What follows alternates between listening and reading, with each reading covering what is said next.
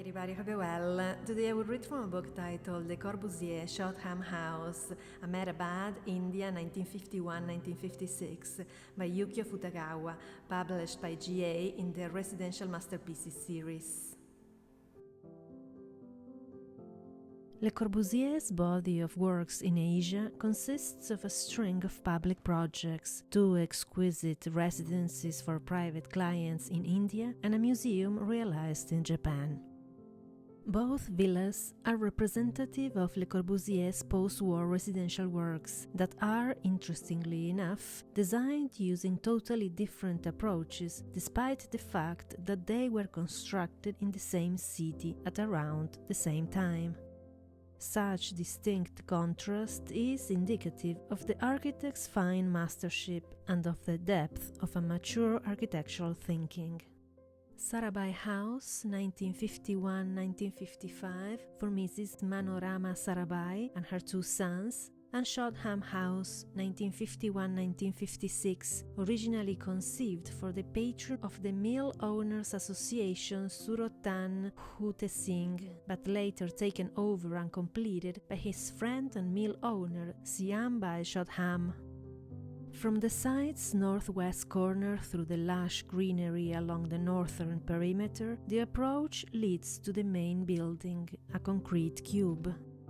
The villa consists of a 5-level cube with a square 14 by 15 meter footprint, and to the north of a single-story building connected via a corridor as an annex hidden behind the vegetation and housing service facilities such as the service dormitory, kitchen and garage.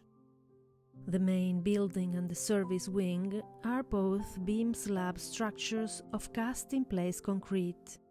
Of special mention on the main building's exterior is that the 4 elevations surrounding it are each giving a distinctive aspect that brings about different senses of density and volume. Northeastern and southeastern sides have less apertures, while southwestern and northwestern sides framed with brise-soleil have many. Each one of them responds precisely to sunlight, climate, relationship with external spaces that expand throughout the entire building, and to the use of space that is placed behind.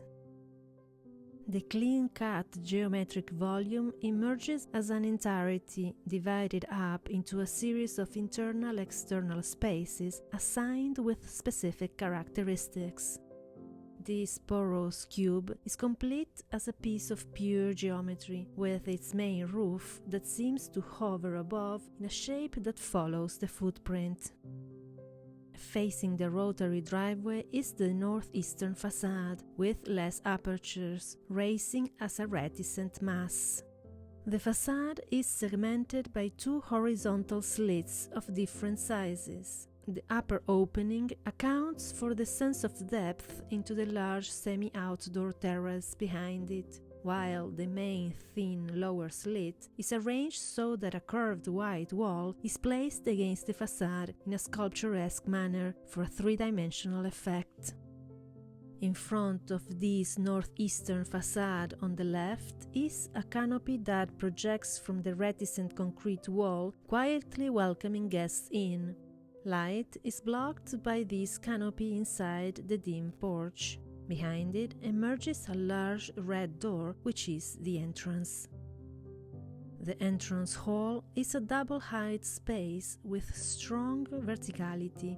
On the upper part of the hall's southeastern wall is a window glazed with transparent and red, blue, yellow-colored glass panes that divide and lay out the frame in picturesque and sculpturesque manners. Morning light through the window changes by the minute and casts highlight patterns onto the hall's wall and floor. The hall is an anteroom proceeding to a series of diverse spaces inside the villa. In front of the large door is a concrete table and a ramp that is the building's main line of flow, implying the start of an experience through various spaces. The superimposed half-turn ramp sticks out from the southeastern facade of the cube building. Le Corbusier described Shodhan House as the Villa Savoy in a tropical climate. The ramp is an essential element of this villa. It involves residents and visitors into a loop motion, and while this movement expresses the architecture's verticality in a dynamic manner, the displacement that accompanies time offers an ever-changing spatial experience. Each of the cluster of spaces that connect to the ramp provides an experience that is inflated and compressed according to the changes of its proportion, dimension, and brightness. This is what Le Corbusier suggested as a musical experience of time and space. The white wall supporting the half-turned ramp unites the villa's interior space. Two organic-shaped holes on the wall let through light and the feeling of presence between the ramps on both sides of the wall. Behind the ramp that stretches upward from the entrance hall to the higher floors is an expansive open-plan living dining area. The dining section is a double-height space, and despite the fact that the room has an open plan, the floor height of its middle area is lowered by the mezzanine floor, accommodating the study. The two-purpose space is loosely divided by the change of ceiling height. The southwestern side of living dining room can be fully open, allowing to integrate its interior space with the terrace under the Brise Soleil's deep eaves that block intense sunlight, the expansive lawn garden beyond, and the large swimming pool located at the end of the garden. On the southeastern and northwestern sides of the living area are a pair each of windows with frames divided in a picturesque, sculpturesque layout as a variation of that on the entrance hall wall. Each window's frame, fit with transparent glass pane, introduces the outside greenery, whereas the colored glass frame decorates the interior by tinting the natural light with bright colors. Behind the dining area is the pantry with a staircase that becomes the servants' vertical access, connected to the kitchen in the service wing through a semi-outdoor corridor. Not only the living dining room, but other rooms also feature pillars and beams of exposed concrete on the inside that frame the wall and that are plaster finished and painted either white, red, blue, yellow or green, creating a colorful space. Level 1Bs can be reached by climbing the ramp half a turn, that is, up one floor from the entrance hall, and houses on the southwestern side the aforementioned study and a guest room on the northeastern side. In spite of its small size, the study is an open space overlooking the spacious living area from where one can directly share the activities that take place in the living, as well as have a view of the green of the garden framed by the Brise Soleil. A room with a private character, the double-height guest room on the northeastern side has fewer windows in contrast to the living dining room and the study, and has access to the gallery in the mezzanine loft through the stairs inside the room. The curved white wall spirals and leads to the bathroom, which is connected to the bedroom without a door. A further floor up the ramp on level 2 are two bedrooms on the southern and northern corners, both double in height and introvert in character, with few windows like the guest room. The one on the northern corner comes with a mezzanine gallery which features a glass wall providing ample indirect daylight that shines on the colored ceiling of the bedroom below.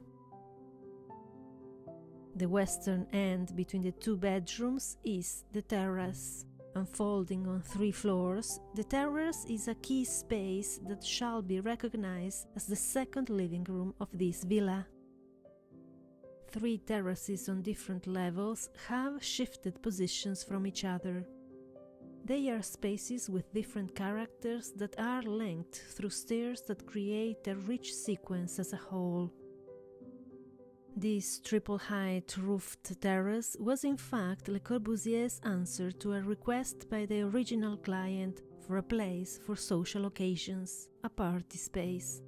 Here, the idea of a highly flexible semi-outdoor space based on the local climate that caters to a variety of events that was devised for the Mill Owners Association building was interpreted into a residential scale. The triple-tiered terrace can be directly accessed from the entrance hall via the ramp and be separated from the private living area and bedrooms on the lower floors. Built-in concrete benches and tables are set in places on the terrace, ready for residents and guests to enjoy the semi-outdoor space. The stairway from level 2 bis to level 3 strides across the void, expressing the movement in space in a dynamic gesture. From the skylight opened in the main roof falls the intense Indian sunlight that adds an accent to the terrace as hours go by. On the uppermost terrace, level 3, are a water tank enclosed in an originally curved wall and set of stairs that climbs around it to access the rooftop terrace. Tiled in white mosaic, the latter features a view and open feeling that is completely different from the roofed terrace below. Shodhan House fate is to be compared with Sarabhai House, as both were built around the same time in the same city. Utterly different at first glance, both share the same attention directed to the harsh and beautiful natural environment typical of India.